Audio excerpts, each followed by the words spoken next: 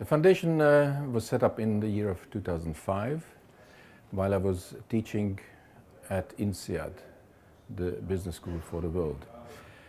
And having run classes for very bright MBA students, I came to the conclusion that it would be much better to take them out of the auditorium, closer to the real world. And we elected to run programs with serial entrepreneurs. And this seemed to be a very innovative idea. As a matter of fact, too innovative even for INSEAD. And so in order to meet the financing requirements, I decided to set up a foundation. And for the first 2 years, we run highly successful programs encompassing startups and bright entrepreneurs all around in Europe. In 2008, I gave up teaching at INSEAD and moved to Budapest. And it felt like living in a desert when it comes to entrepreneurship. And so the foundation has become much more meaningful because I started trying all sorts of programs. We created a flagship product, which we typically run twice a year in Budapest. But very quickly on, we moved out into the region and run so-called e-workshops, sometimes over the weekend, sometimes during the week. And our first target was Cluj, Kolozsvár, Klausenburg. The next target was obviously Bratislava. We tested it last fall, and this year in February we have been very lucky partnering with some of the brightest local entrepreneurs, and as you can tell, we are overbooked. Typically about 100 plus people apply for these courses, and we have a hard choice to select the best and the most motivated, or putting it in other words, this is a market to grow because we have to come back and cater to those who were not accepted this time.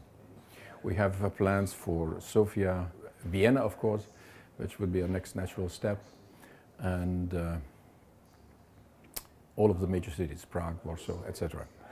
I do not put an age limitation on the admission because there's no discrimination against sex or color or background or religion.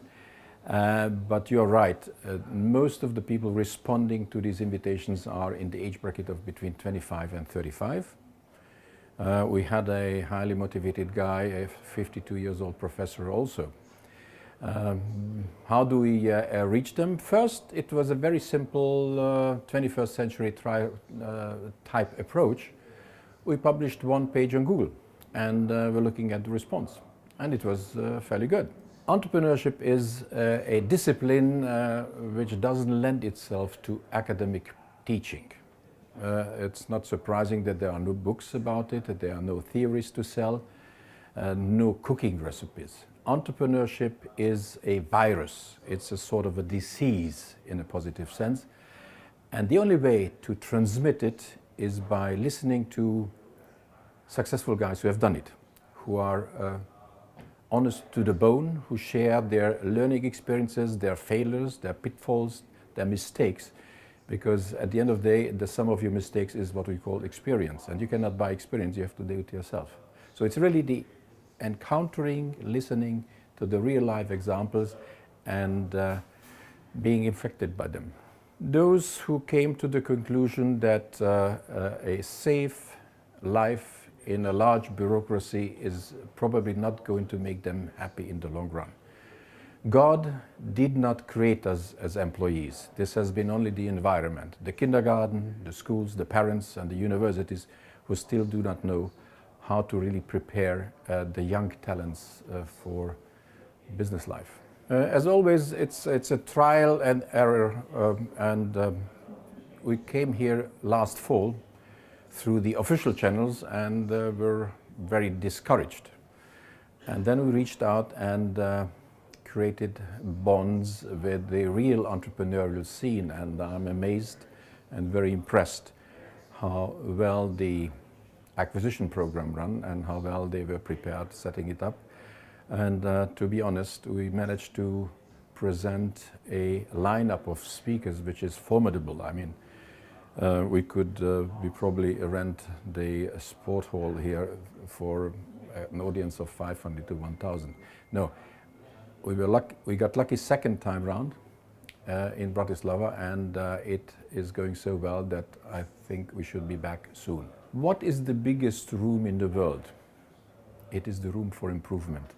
And I think entrepreneurship is what the region needs. Entrepreneurship is what is going to help in job creation, in wealth creation, and also giving back the hope to the many disenchanted people who find it difficult to live under these political systems.